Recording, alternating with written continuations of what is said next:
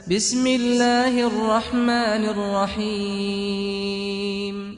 الحمد لأهله والصلاة على أهلها اما بعد۔ محترم سامعین،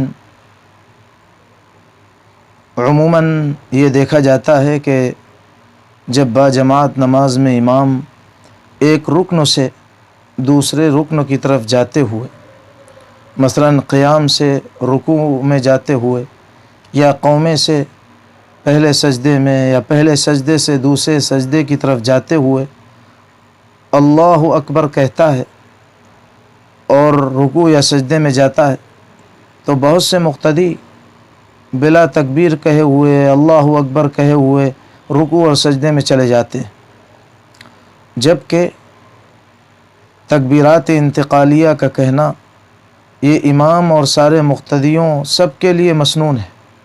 تکبیرات انتقال یعنی وہ تکبیریں جو ایک رکن سے دوسرے رکن کی طرف جاتے ہوئے اور منتقل ہوتے ہوئے کہی جاتی، تو یہ تکبیرات انتقالیہ امام اور مقتدی حضرات سب کے لیے مسنون ہے۔ امام کے لیے بآواز بلند کہنا مسنون ہے، لیکن مقتدی کے لیے آہستہ کہنا مسنون۔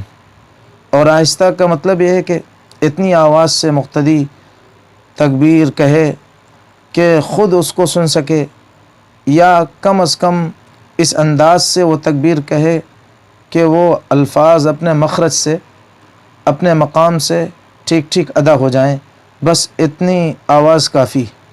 اتنی زور سے مقتدی یہ تکبیرات نہ کہے کہ جس کی وجہ سے آس پڑوس کے نمازیوں کی نماز میں خلل واقع ہو، ان کا دھیان اور ان کی توجہ ادھر ادھر بٹے۔ اتنی بلند آواز سے تکبیرات کہنا ہے، یہ غلط طریقہ ہے۔ تو اس سنت کا اہتمام کرنا چاہیے اور جان بوجھ کر اسے چھوڑنا نہیں چاہیے۔ لیکن اگر کوئی مسئلہ نہ جاننے کی وجہ سے یا کسی اور سبب سے تکبیریں نہیں کہہ سکا تو بھی اس کی نماز درست ہو گئی، کیونکہ اس نے سنت کو چھوڑا ہے، اور سنت چھوڑنے کی وجہ سے نماز خلاف سنت ہوئی اور اسے محرومی حاصل ہوئی۔ لیکن قاعدہ ہے کہ سنت کے چھوڑنے یا چھوٹ جانے سے نہ تو نماز فاسد ہوتی ہے اور نہ ہی سجدہ سہو واجب ہوتا ہے۔ اللہ پاک سے دعا کیجیے اللہ تعالی ہم سب کو اپنی نمازیں چاہے ہم اکیلے پڑھ رہے ہوں یا باجماعت سنتوں کے موافق ادا کرنے کی توفیق عطا فرمائے، اور غلطیوں کی اصلاح کرنے کی بھی توفیق بخشے۔ وآخر دعوانا الحمد للہ رب العالمین۔